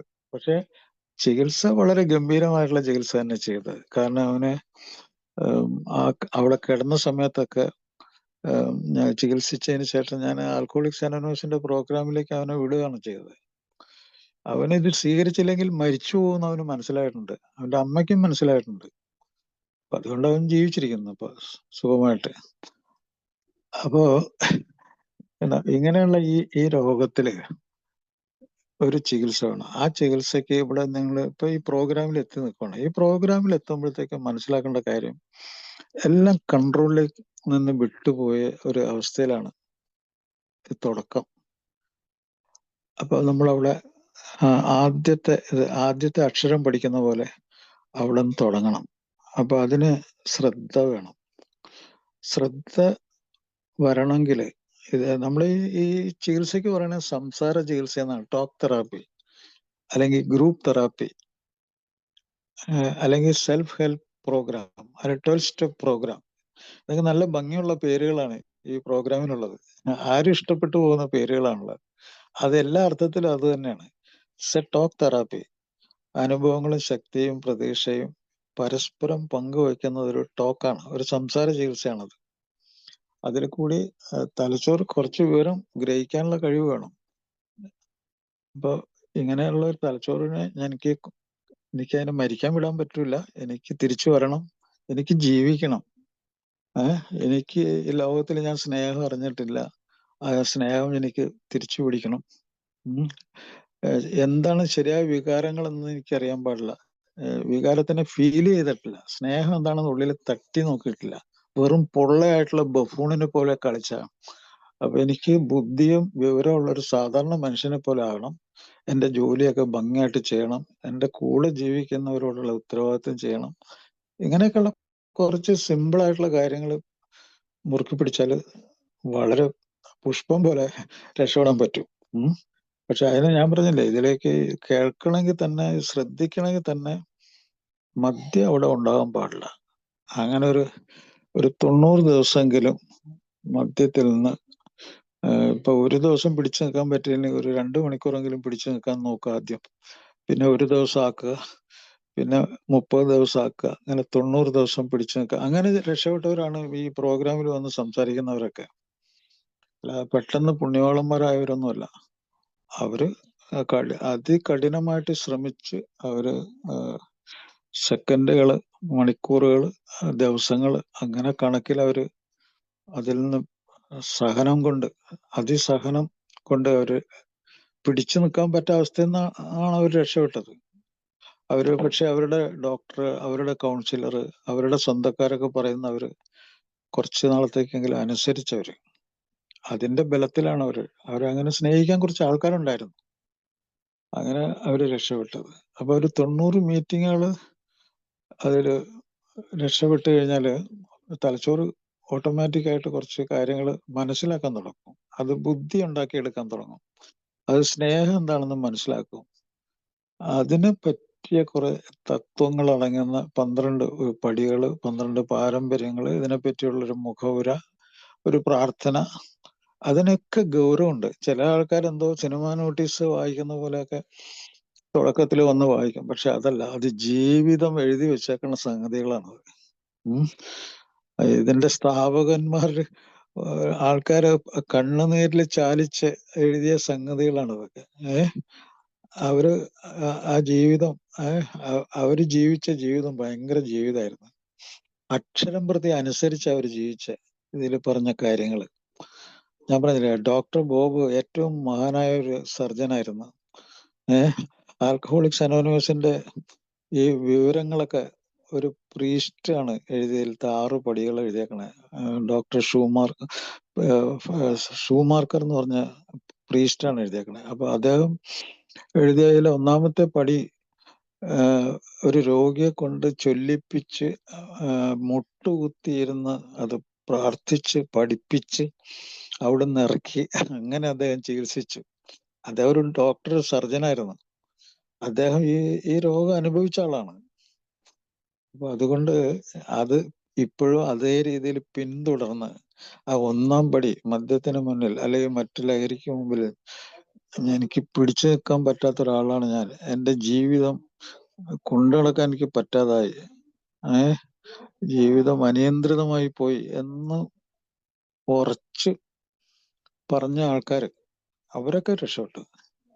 അത് സിനിമാ നോട്ടീസ് വായിക്കുന്ന പോലെയല്ല, അവർ ഗൗരവമായിട്ടുള്ള ഇത് ജീവനാണ്, ഇത് ജീവിതമാണെന്ന് മനസ്സിലാക്കിയവര് അത് പിന്തുടർന്ന ആൾക്കാരൊക്കെ രക്ഷപ്പെട്ടു. അവർക്ക് ജീവിതത്തിലേക്ക് തിരിച്ചു വരാൻ പറ്റി.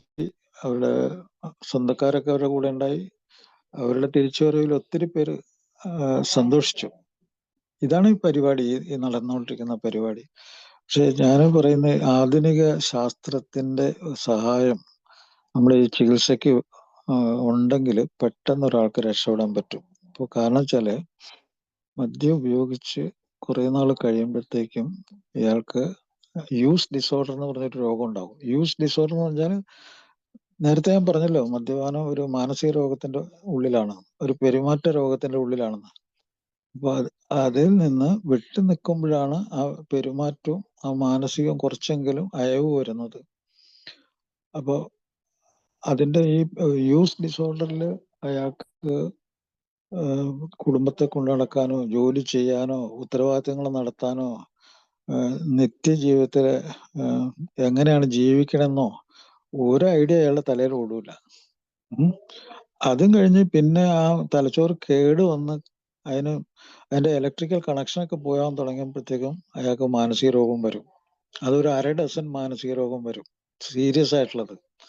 അതില് ഉത്കണ്ഠ ഉണ്ടാകാം, വിഷാദ രോഗം, മരിക്കണം തോന്നാം, അല്ലെങ്കിൽ കൂടെയുള്ളവരെ കൊല്ലണം തോന്നാം, അല്ലെങ്കിൽ പിന്മാറ്റ ലക്ഷണത്തിന്റെ ഉള്ളിൽ വരുന്ന ഭ്രാന്തുണ്ടാകാം, അല്ലെങ്കിൽ വൈറ്റമിൻസ് കുറഞ്ഞു പോയി തലച്ചോറിലുണ്ടാകുന്ന ഭ്രാന്തുണ്ടാകാം.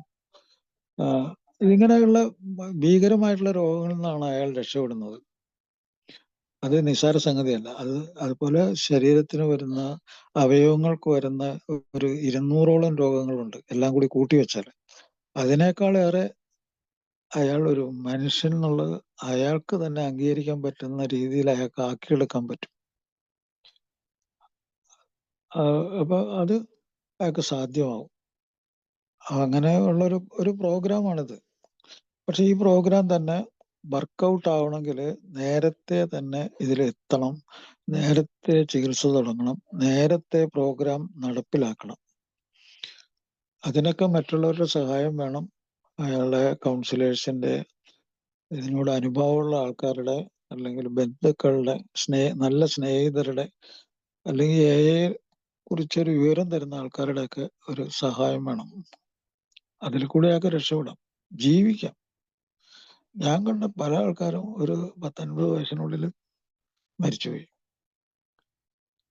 ഒരു കാരണമില്ലാതെ വെറുതെ മരിച്ചു.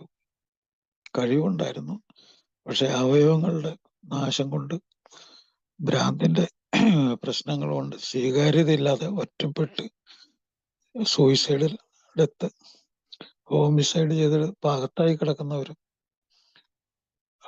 ക്യാൻസർ വന്ന് മരിച്ചു ധാരാളം ആൾക്കാർ, ആക്സിഡന്റിൽ ഇഞ്ചുറി പറ്റി അവനവനും മറ്റുള്ളവർക്കും കുഴപ്പം പറ്റി. അപ്പോൾ മദ്യാസക്ത രോഗം വാസ്തവത്തിൽ അതൊരൊറ്റ രോഗമല്ല, അനേകം. ഈ നമ്മള് ഉത്സവത്തിന് പലതരം പടക്കങ്ങൾ അതിൻ്റെ ഇടയിൽ കെട്ടിവെച്ച് കതിന പൊട്ടിച്ച് മറ്റ് കൂട്ടവെടി ഉണ്ടാക്കുന്ന പരിപാടികളുണ്ടല്ലോ, അതുപോലത്തെ പരിപാടിയാണ്. ഒരു രോഗം മറ്റൊരു രോഗമായിട്ട് ബന്ധപ്പെട്ട് എല്ലാം കൂടി ഭയങ്കരമായിട്ട് ഭീകരമായിട്ട് വരുന്ന ഒരവസ്ഥ. പക്ഷെ ഇത് ഉള്ളിലേക്ക് പല ആളുകൾക്കും കയറില്ലാത്തതിന്റെ കാരണം എന്നറിയോ? അവര് ഒരൊറ്റ കാര്യത്തെ പറ്റി ചിന്തിക്കുന്നുള്ളു. ഇപ്പോഴും കുടിച്ചോണ്ടിരിക്കുന്നവന്റെ മുഖത്ത് സന്തോഷമുണ്ട്, അവൻ ഭയങ്കര ബ്ലാ ബ്ലാ എന്നുള്ള വർത്താനങ്ങളൊക്കെ പറയുന്നുണ്ട്, ആവർത്തന സ്വഭാവമുള്ള കുറച്ച് വർത്താനം പറയും, ഗംഭീരമായിട്ടുള്ള എന്താ തള്ളുകളൊക്കെ ഉണ്ട്. അവന്റെ ഈഗോ ഉണ്ട്, അവൻ വലിയ സംഭവമാണെന്ന് തോന്നുന്നു. പുറമെ നല്ല വേഷങ്ങളൊക്കെ ചിലപ്പോൾ ഇടയ്ക്ക് ധരിക്കുന്നുണ്ട്. അതൊക്കെ വിചാരിക്കും അവനാണ് ഭയങ്കരമായിട്ട് ആസ്വദിച്ച് ജീവിക്കാന്നൊക്കെ തോന്നും. അതാണ് എന്റെ വശീകരണ ശക്തി. ഒരു വശീകരണവും ഇല്ല. അവൻ ശരിക്കും ഒരു ഭ്രാന്തിന്റെ ഉള്ളിലാണ് ജീവിക്കുന്നത് ശരിക്കും. കാരണം ഓർഡർ ടു ഓർഡർ, ക്രമത്തിൽ നിന്ന് ക്രമം ഇല്ലാതായ അറിയാലോ, അതാണ്. അപ്പൊ ഇതൊരു ഭീകരമായിട്ടുള്ള രോഗമാണ്. ആ ഒരു അറിവ്, ജ്ഞാനം അത് മറ്റുള്ളവർക്ക് കൊടുക്കുക, ആ രക്ഷപ്പെടലിനെ കുറിച്ച് പറഞ്ഞു കൊടുക്കുക, ഇതൊക്കെ നമ്മൾ പ്രോഗ്രാമിലുള്ളവർ ചെയ്യേണ്ട കാര്യങ്ങളാണ്. ഞാൻ ഏറ്റവും കൂടുതൽ ഓർത്തിരിക്കുന്നത് പല ആൾക്കാരുടെയും ജീവിക്കാൻ കൊതിച്ച പല ആൾക്കാരുടെയും നേരത്തെയുള്ള മരണം. അത് വളരെയധികം ദുഃഖം ഉണ്ടാക്കിയിട്ടുണ്ട്. ഞാനിപ്പോഴും ഓർക്കുന്നുണ്ട്. ഞാൻ അസംഷൻ ആശുപത്രിയിൽ ചികിത്സിച്ച ഒരു ചെറുപ്പക്കാരൻ, 34 വയസ്സുള്ള, അവന് ഹോട്ടൽ മാനേജ്മെന്റ് ഒക്കെ പഠിച്ച് വിദേശത്തൊക്കെ പോയി ജോലി ചെയ്ത്, പക്ഷെ അവിടുത്തെ ആ ഹോട്ടലുകളില് ഫ്രിഡ്ജിലൊക്കെ സൂക്ഷിച്ചു വെച്ച മദ്യം, അത് കാണുമ്പോഴോ അതിന്റെ അടുത്ത് ചെല്ലുമ്പോഴോ അതൊക്കെ അവന് അത് ഒരു വലിയ രോഗത്തിലേക്ക് കൊണ്ടുപോയി. അവസാനം അവന് ഡിപ്രഷൻ വന്ന് പല പ്രാവശ്യം ആശുപത്രി ഒരു 3 മാസത്തോളം അവിടെ കിടന്ന് ചികിത്സയൊക്കെ ചെയ്തതാണെങ്കിലും 2 ചെറിയ മക്കളുണ്ടായിട്ടും നല്ല സ്നേഹമുള്ളൊരു ഭാര്യ ഉണ്ടായിട്ടും അവൻ ആത്മഹത്യ ചെയ്യണമെന്ന് തോന്നി, അവൻ മരിച്ചു. അപ്പോ ഒത്തിരി ആൾക്കാർ അങ്ങനെ ഞാൻ ഓർത്തു. അപ്പോ ഇപ്പോ പല ആൾക്കാരും മെഡിക്കൽ റെപ്രസെന്റേറ്റീവ് ഒക്കെ നടക്കുന്ന ആൾക്കാരൊക്കെ ഒരു ഭാര്യമാരൊക്കെ വന്ന് പറയുന്നത്, അവന് എന്ത് മെഡിക്കൽ അവന് ഇപ്പൊ ജോലി ചെയ്യുന്നത് ഔഷധങ്ങളുടെ കാര്യത്തിലാണ് ഇടപെട്ടേക്കണത്. ഈ ഔഷധങ്ങൾ എന്ന് പറഞ്ഞ സാധനം തലച്ചോറിനെയും ശരീരത്തെയും ബാധിച്ചിട്ടാണ് പ്രവർത്തിക്കുന്നതെന്ന് അറിയാൻ പാടില്ലാത്ത ഒരുത്തൻ എൻ്റെ അടുത്ത് വന്നു. അവന്റെ ഭാര്യ നല്ല സപ്പോർട്ടാണ്, ഒരു ചെറിയ കുട്ടിയുണ്ട്. അവനിതൊന്നും അറിയാൻ പാടില്ല, ഏതോ ഒരു ലോകത്താണ് അവൻ. അപ്പൊ അവൻ മാനസിക രോഗം ഉണ്ടായിരുന്നു, അതിന് മരുന്ന് ഞാൻ കൊടുത്തിരുന്നു, വിട്ടു നിൽക്കാനുള്ള മരുന്നുകൾ കൊടുത്തിരുന്നു. അതൊക്കെ കുറച്ചു കാലം കഴിച്ചപ്പോഴത്തേക്കും നല്ല വ്യത്യാസം ഉണ്ടെന്ന് ഭാര്യ തന്നെ പറഞ്ഞു. പക്ഷെ പിന്നെ അവൻ്റെ അവന്റെ കൂട്ടുകാരെ കണ്ടപ്പോഴത്തേക്ക് അവൻ പെട്ടെന്ന് കയറ് പൊട്ടിച്ചു. അവൻ റിലാപ്സായി, പല പ്രാവശ്യം റിലാപ്സായി. അപ്പൊ ഞാൻ പറയുന്നത് ഇത് നമ്മളെ രക്ഷപ്പെടുത്താൻ വേണ്ടിയുള്ള, നമുക്ക് വേണ്ടിയുള്ള ഒരു പ്രോഗ്രാമാണ്. അതിപ്പോ ഈ നിസ്സാരമായിട്ടുള്ള സംഗതിയിലെ കൂടി നമുക്ക് രക്ഷപ്പെടാൻ പറ്റും. അപ്പോ എല്ലാവർക്കും വളരെ മേന്മയുള്ള ഒരു തിരിച്ചറിവും ഒരു ജീവിതം തിരിച്ചു കിട്ടലും അത് നടപ്പിലാവട്ടെ എന്ന് ഞാൻ ആശംസിക്കുന്നു. Thank you. Thank you doctor, thank you. ഡോക്ടർക്ക് ചോദിക്കാനുള്ള സമയമാണ്. ആർക്കെങ്കിലും സംശയങ്ങളോ കാര്യങ്ങളോ ചോദിക്കാം.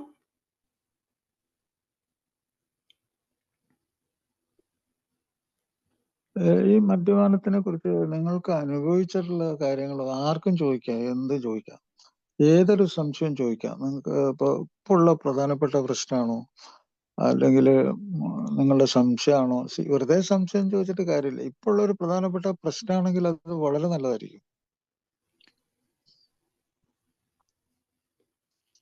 ഹലോ സാറേ, കേൾക്കാവോ? ഹലോ, കേൾക്കാം. സമയം പറഞ്ഞോളൂ. ഡോക്ടർ നമസ്കാരം. ഒരു അമിത മധ്യസ്ഥനാണ്. ദേവർപുയ കൂട്ടായ്മയിൽ സഞ്ചരിക്കുന്ന ഇന്നലെ സംബന്ധിച്ചിട്ടില്ല. എനിക്ക് ഡോക്ടറോട് ചോദിക്കാനുള്ള, ഞാനിപ്പം മദ്യത്തിൽ നിന്ന് മാറിക്കാനുള്ള ഒരു 145 ദിവസം ഏകദേശം അത്രയൊക്കെ ആയിട്ടുണ്ട്. എത്ര ദിവസം? സോറി 136 ദിവസം.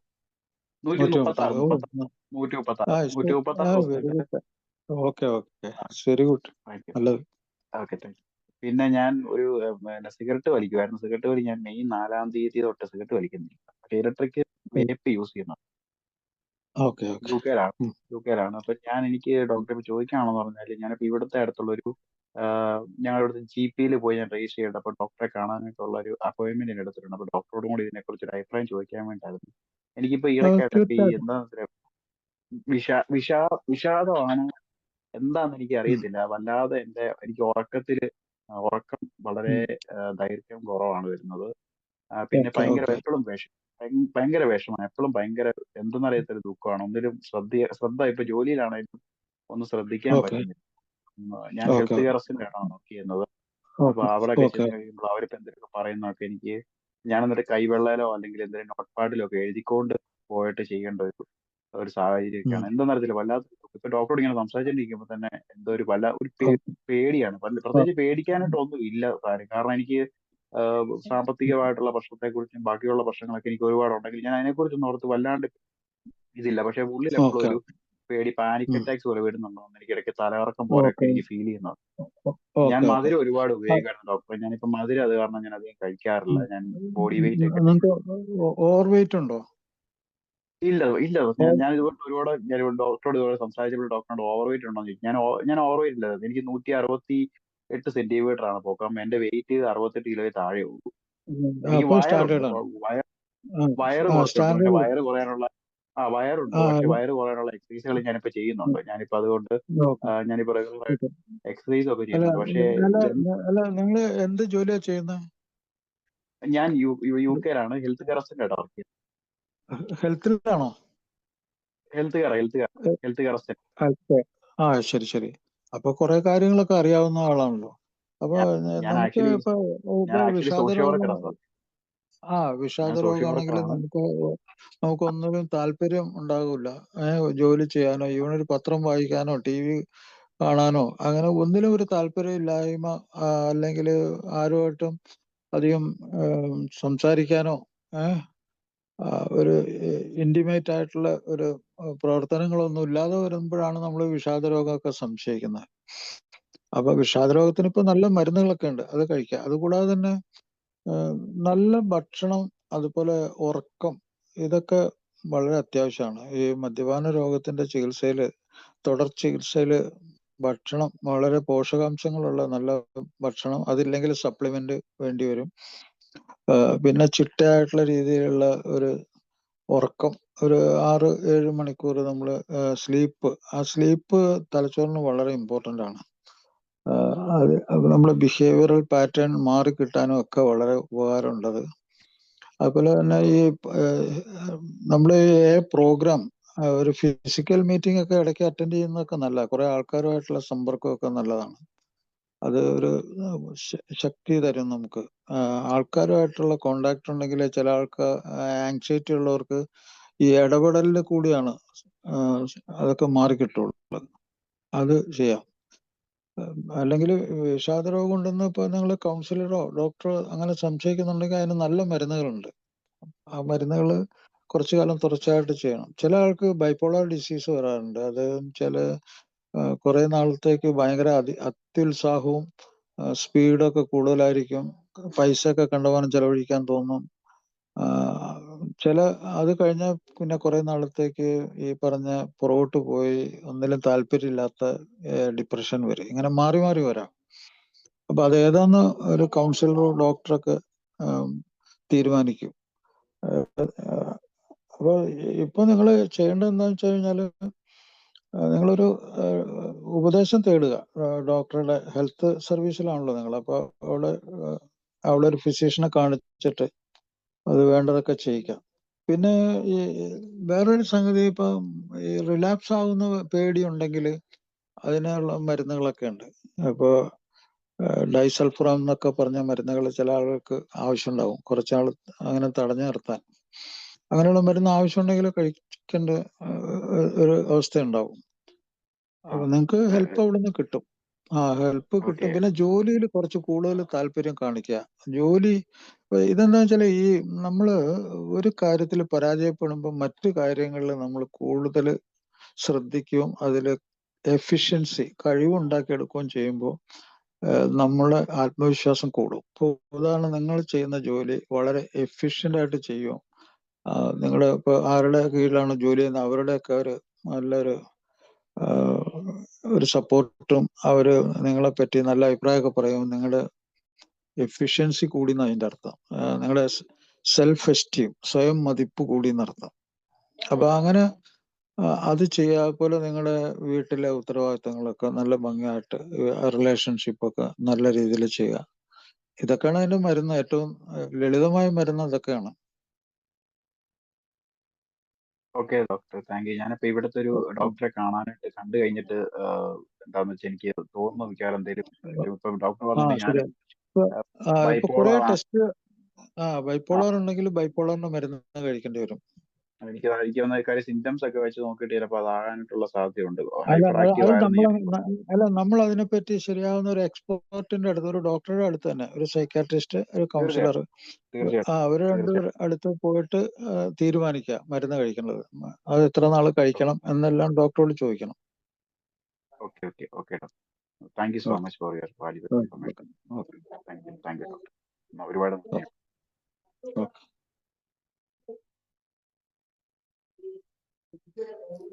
Thank you Shyam, thank you. അടുത്ത ആൾക്ക് മുമ്പോട്ട് വന്ന് ചോദിക്കാവേ.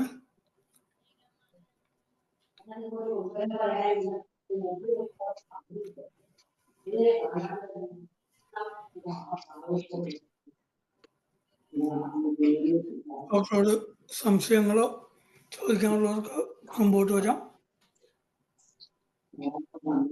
രാജേട്ടൻ, ഞാനൊരു കാര്യം ചോദിക്കാം.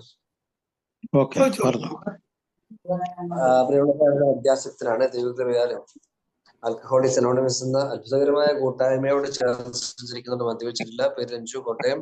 എല്ലാവർക്കും ഒരു ഹായ്. Hi doctor. സന്തോഷം. മദ്യവെച്ചില്ല, മദ്യവെക്കാതിരിക്കുന്നു, കൂട്ടായ്മയുടെ കൂടെ നടക്കുന്നു, പോകുന്നത് കൊണ്ട് ഇന്ന് ബോധത്തോടെ നിൽക്കുന്നു. സാർ, എനിക്ക് പറയാനുള്ളത്, ഞാൻ ഈ ഇന്നത്തെ ലഹരി വിരുദ്ധമായിട്ട് ബന്ധപ്പെട്ട് എന്റെ അനിയന്മാരുടെ കൂടെ ഒരു IMAയുടെ ഒരു പ്രോഗ്രാമിന് പോയിട്ടുണ്ടായിരുന്നു. അവർ രണ്ടുപേരും ഡോക്ടർമാരാണ്. അപ്പം കാർഡിയോളജി ഡോക്ടറാണ്, ഒരാള് പൾമനോളജിയുടെയാണ്. അപ്പം ഇവരുടെ ഇതിന് പോയപ്പോ ഈ ലഹരി വിരുദ്ധ ഇതിനെ കുറിച്ചായിരുന്നു പറഞ്ഞ പ്രോഗ്രാമിൽ ഉണ്ടായിരുന്നത്. പക്ഷെ അതിനകത്ത് വന്ന് മെയിൻ ആയിട്ടുള്ള ഒരു രാജേഷ് എന്നൊക്കെ പറഞ്ഞ ഒരു ഡോക്ടർ, ഭയങ്കര ഫേമസ് ആയിട്ട് കുറച്ച് പേരുണ്ടായിരുന്നു. അപ്പൊ അവര് മിക്കവരും പറഞ്ഞത് ആൽക്കഹോളിസത്തെക്കാളിലും ഏറ്റവും കൂടുതലായിട്ട് മറ്റ് സിന്തറ്റിക് ലഹരി, അതുപോലെ തന്നെ സിഗരറ്റിനെ കുറിച്ചുള്ള ഒരു ഇതായിരുന്നു. സിഗരറ്റ് വലിച്ച് പുള്ളി പറയുന്നത് ഐ ഹേറ്റ് സിഗരറ്റ് പീപ്പിൾ എന്നുള്ള രീതി വരെ ഉറച്ചു പറഞ്ഞു.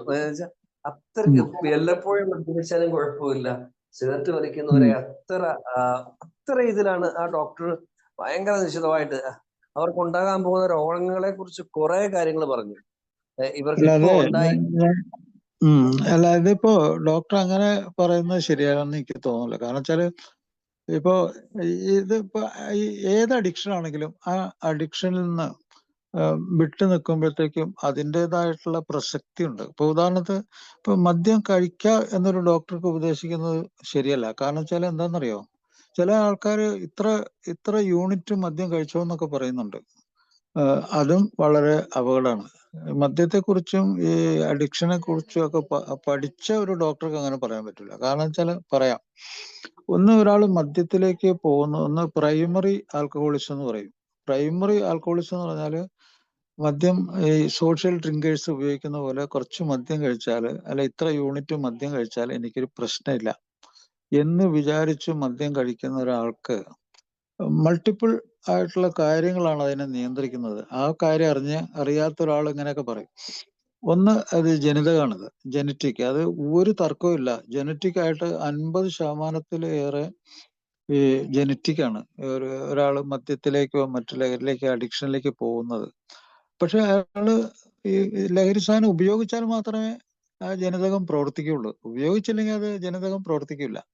അപ്പൊ ഈ ജനിതകം നമ്മൾ ചുറ്റുപാടിൽ നമ്മൾ എന്ത് ചെയ്യുന്നു അത് തമ്മിലുള്ള ഇന്ററാക്ഷൻ, ഈ ഇന്ററാക്ഷൻ ആണ് തലച്ചോറിൽ പ്രവർത്തിക്കുന്നത്. അതിൽ കൂടിയാണ് അത് മുന്നോട്ട് പോകുന്നതും ഏത് ഡയറക്ഷനിൽ അത് പോകും, അയാളെ അഡിക്റ്റ് ആക്കുവോ അയാൾ കുഴപ്പത്തിലേക്ക് പോവോ എന്ന് തീരുമാനിക്കുന്നത് ഒന്നതാണ്, ഈ ജനറ്റിക് ആയിട്ടുള്ള ഇടപെടൽ. രണ്ട്, അയാൾക്ക് എന്തെങ്കിലും ഒരു സൈക്കോളജിക്കൽ പ്രോബ്ലം ഉണ്ടെങ്കിൽ, ഇപ്പോൾ അമിതമായിട്ട് ഉത്കണ്ഠ ഒരാളാണ്, അല്ലെങ്കിൽ ഈ ജോലി സംബന്ധമായിട്ട് സ്ട്രെസ് ഉള്ള ഒരാളാണ്, ഭയങ്കര റെസ്പോൺസിബിലിറ്റി ഉള്ള ഒരാളാണ്, എങ്ങനെയൊക്കെ ഉള്ള ആൾക്കാരാണെങ്കിൽ അയാള് മദ്യം കണ്ടമാനം അയാളെ വശീകരിക്കും. അയാൾക്ക് റീഇൻഫോഴ്സ്മെന്റ്, ബലപ്പെടുത്തലുണ്ടാവും. അയാൾ അളവ് കൂട്ടിക്കഴിഞ്ഞാൽ ബലപ്പെടുത്തലുണ്ടാവും. എപ്പോഴെങ്കിലും ഒരു സ്ട്രെസ് വരുമ്പോഴൊക്കെ അത് കൂട്ടാനുള്ള ഒരു ടെൻഡൻസി ഉണ്ടാവും. അതാണ് സെക്കൻഡറി ആൽക്കഹോളിസം എന്ന് പറയാം. അപ്പൊ അവിടെ ഈ വേറൊരു കാരണം അയാളെ മദ്യത്തിലേക്ക് കൊണ്ടുപോവാണ് ചെയ്യുന്നത്. അപ്പോൾ ഒന്നാമത്തേത് പ്രൈമറി, മദ്യപാനം തന്നെ മുമ്പോട്ട് പോവുക, അത് ജനിതകം അയാളുടെ ഉറങ്ങിക്കിടന്ന അയാളുടെ പാരമ്പര്യത്തിലൂടെ അത് പുറത്തു വരിക. രണ്ടാമത്തെ അയാളുടെ സൈക്കോളജിക്കൽ പ്രോബ്ലംസ് അതുമായിട്ട് ഇന്റർഫിയർ ചെയ്ത് മദ്യം ഈ രോഗം കൂടുതലാക്കുക, അയാൾ വേറെ മോശപ്പെട്ട അവസ്ഥയിലേക്ക് പോകും. വളരെ മോശപ്പെട്ട അവസ്ഥയിലേക്ക് അളവ് കൂട്ടി വരും. അത് ഡോക്ടർ ജെലിനിക്കിന്റെ ഇത് പല പ്രാവശ്യം ഞാൻ പറഞ്ഞിട്ടുണ്ട്. അത് പലപ്പോഴും മിക്കപ്പോഴും കൂടെ അളവ് കൂട്ടി മുൻഗണന കൊടുത്ത് ഇങ്ങനെയൊക്കെ അളവ് കുടിച്ച് alcohol use disorder mental disorder ആയിട്ട് മാറും. അപ്പോൾ ആ പറഞ്ഞത് ശരിയല്ല. പിന്നെ നിക്കോട്ടിനെ പറ്റി പറഞ്ഞു കഴിഞ്ഞാൽ നിക്കോട്ടിൻ സെസേഷൻ, ഈ പുകയില നിർത്തുന്നത്, നിക്കോട്ടിൻ സെസേഷൻ, അതിന്റെ ഒരു ഗുണം ഭയങ്കര ഗുണമാണ്. കാരണം എന്താ വെച്ചാല് ഈ നിക്കോട്ടിൻ 4 ഇരട്ടി വേഗത്തിൽ ഹൃദ്രോഗം ഉണ്ടാക്കും. ഈ ഹൃദ്രോഗം ഒന്നും പെട്ടെന്ന് അറിയില്ല, കണ്ടുപിടിക്കില്ല. അത് പെട്ടെന്നായിരിക്കും. കാരണം ഈ രക്തക്കുഴലിന്റെ ഉള്ളിലുള്ള ഭിത്തിയെ നശിപ്പിച്ച് അവിടെ ഇളകിപ്പോവും. അപ്പൊ അതിന്റെ ഉള്ളിൽ രക്തം കട്ടി പിടിച്ച് അയാൾക്ക് ഹാർട്ട് അറ്റാക്ക് ഉണ്ടാവും, മയോകാർഡിയൽ ഇൻഫാക്ഷൻ. അങ്ങനെ ഇഷ്ടംപോലെ ആൾക്കാർ മരിക്കുന്നുണ്ട് ഈ ടൊബാക്കോ ഉപയോഗിച്ചിട്ട് നിക്കോട്ടിന്റെ ആക്ഷൻ കൊണ്ട്. അതുകൂടാതെ നിക്കോട്ടിൻ ഡിപ്പെൻഡൻസ് വന്നു കഴിഞ്ഞാൽ ഇയാളിങ്ങനെ വിറയലുണ്ടാവും. പിന്നെ അത് കൂടാതെ തന്നെ ഈ നിക്കോട്ടിൻ ആണ് ക്യാൻസർ. നിക്കോട്ടിനും മദ്യവും കൂടി ചേർന്നാൽ ഈ ഹെഡ് ആൻഡ് നെക്ക് ക്യാൻസർ, കഴുത്ത്, തല, നെഞ്ച്, ഈ ഭാഗത്തുള്ള ക്യാൻസറിന്റെ ഒരു 75% കാരണം ഈ നിക്കോട്ടിനും മദ്യവും കൂടി ഒരുമിച്ച് പ്രവർത്തിച്ചിട്ടുള്ളതാണ്. അപ്പോൾ അതുപോലെ COPD, ശ്വാസതടസ്സ രോഗം, 20 വർഷം തുടർച്ചയായിട്ട് പുകവലിച്ച ആളുടെ ശ്വാസക്കോളിന്റെ ഉൾഭിത്തി ചുരുങ്ങി അയാൾക്ക് ശ്വാസതടസ്സം, ഓക്സിജൻ കുറഞ്ഞു പോകും ലങ്സിലേക്ക്. അത് പിന്നെ ആയുഷ്കാല രോഗമായിട്ട് മാറും. അത് മാറൂല. പക്ഷെ നേരെ മറിച്ച് അയാള് പോലി നിർത്തിക്കഴിഞ്ഞാൽ 6 മാസം കൊണ്ട് തന്നെ വളരെയധികം മാറ്റങ്ങൾ ഉണ്ടാകും. മാറ്റങ്ങൾ ഉണ്ടാകുന്ന അയാളുടെ ശ്വാസത്തിന്റെ തടസ്സം ഒന്ന് കുറഞ്ഞു കിട്ടും. തിരിച്ചുവരവ് പെട്ടെന്നായിരിക്കും. അത് ഇതുപോലെ തന്നെ കംപ്ലീറ്റ് വിട്ടു നിൽക്കലാണ്, അബ്സ്റ്റിനൻസ്, ടോട്ടൽ വിട്ടു നിൽക്കൽ. പിന്നെ അയാൾക്ക് ക്യാൻസറിനുള്ള സാധ്യത 0 മാറും. ഒരു 6 മാസം കഴിഞ്ഞാൽ ക്യാൻസർ വരാനുള്ള സാധ്യത വളരെ കുറഞ്ഞൊരു നോർമൽ ആളെ പോലെ ആവും അയാൾ. അതുപോലെ അയാൾക്ക് നല്ല രുചി ഉണ്ടാവും, ഭക്ഷണത്തിന് വിശപ്പുണ്ടാകും. അതൊക്കെ പെട്ടെന്നുള്ള ഇമ്പ്രൂവ്മെന്റ് ആണ്. ഇമ്പ്രൂവ്മെന്റ് പെട്ടെന്ന് കാണാൻ പറ്റും. പിന്നെ അതിന് നല്ല മരുന്നുകളുണ്ട്, നിക്കോട്ടിൻ നിർത്താനുള്ള, സെസേഷനുള്ള നല്ല മരുന്നുകളൊക്കെ ഉണ്ട് ഇപ്പോൾ. അപ്പൊ അയാളുടെ രക്ഷപ്പെടല് നിസ്സാരമല്ല. ഞാൻ പറഞ്ഞില്ലേ, 6 മാസം കൊണ്ട് തന്നെ അയാൾ രക്ഷപ്പെടലിലേക്ക് പ്രവേശിക്കും. Okay doctor, thank you doctor. ഇത് ഞാൻ പറഞ്ഞത് ആ ഡോക്ടറിന്റെ ഒരു ഇതായിട്ടല്ല പറഞ്ഞത്. ആ ഡോക്ടർ പറഞ്ഞത് മദ്യപാനം പോലെ തന്നെ വളരെ വളരെ അതിനേക്കാളും ദോഷമായിട്ട് മദ്യപാനത്തെക്കാളും അല്ല, ഇത് ഭയങ്കര ഭീകര രോഗമല്ലേ? മദ്യപാനത്തെക്കാളും ഭീകര രോഗമല്ലേ ഹൃദ്രോഗം? അങ്ങനെ അദ്ദേഹം പറഞ്ഞു. അത് നമ്മളിവിടെ ശരിക്കും പറഞ്ഞാൽ നമ്മളിതിവിടെ പൊതുവെ ചർച്ച ചെയ്യാറില്ലെന്ന രീതിയിൽ ഞാൻ പറഞ്ഞതേ ഉള്ളൂ. അല്ലാതെ ഡോക്ടർ അങ്ങനെ മദ്യപിക്കണമെന്ന് പറഞ്ഞിട്ടേ ഇല്ല കേട്ടോ ആ ഡോക്ടർ, ഒരിക്കലും ഇല്ല. പല ആൾക്കാരും മദ്യം കുറച്ച് വല്ലപ്പോഴൊക്കെ കഴിക്കാന്ന് പറയുന്നത് ശരിയല്ലെന്ന് ഞാൻ പറയണേ.